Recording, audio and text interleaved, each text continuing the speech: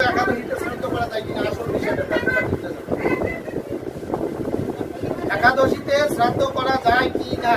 হ্যাঁ, একাদশীতে শ্রাদ্ধ করতে হবে এবং একাদশীতে যারা শ্রাদ্ধ করবে না তার মতো হতভাগা আর নাই। আপনারা বিষ্ণু সংহিতার ৭৮ অধ্যায় ৬৬ নং শ্লোকটা বাইর করে দেন। সংহিতাটা বাইর করে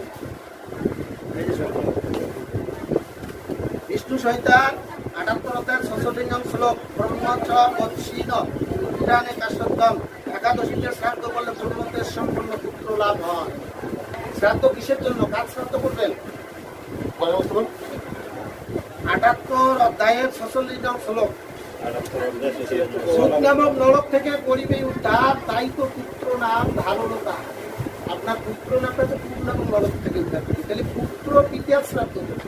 তাহলে একাদশীতে করলে ওর আবার ব্রহ্মতের সম্পূর্ণ পুত্র লাভ হয়।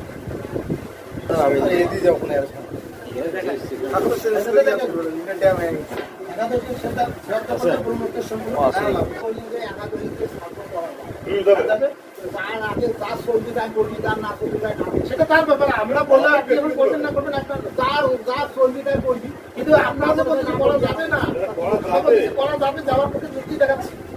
যে করবি না সেটা তার ব্যাপার, তার ব্যাপার। আমরা তো কাউকে মানে কই নিয়ে যে করতেই হবে। আমাদের কথা হলো একাদশীতে শ্রাদ্ধ করা যাবে, আমরা প্রমাণ দেখাবো। আর যে যাবে না সে প্রমাণ দেখাবো। আপনি ওইটা দেখান, ওইটা দেখান।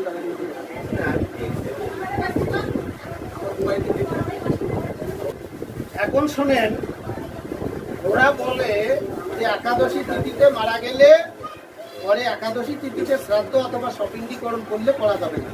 তাহলে ওইটা দেখার পরে কাত্যায়ন সংহিতার প্রমাণ দেখান ২৪ খণ্ডের ৭ নং শ্লোক।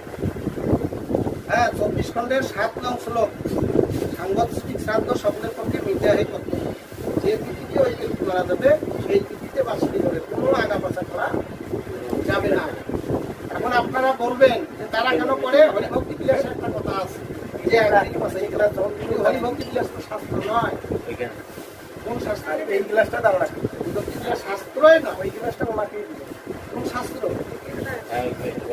শাস্ত্র নয়, যেটা শাস্ত্র নয়। আর ভগবান গীতা বলে যা শাস্ত্র তসমা শাস্ত্র প্রমাণ, শাস্ত্র বিধির প্রমাণ দিবে। দেখাচ্ছেন? আচ্ছা, কাত্যায়ন সংহিতাটা বার করে দেখান ২৪ খণ্ডের ৭ নং শ্লোক। কাত্যায়নটা বার করে, কাত্যায়ন সংহিতা ২৪ খণ্ডের ৭ নং শ্লোক বার করে দেখান। মিথ্যাই শ্রাদ্ধ কর্তব্য ২৪ খণ্ড ৭ নং শ্লোক।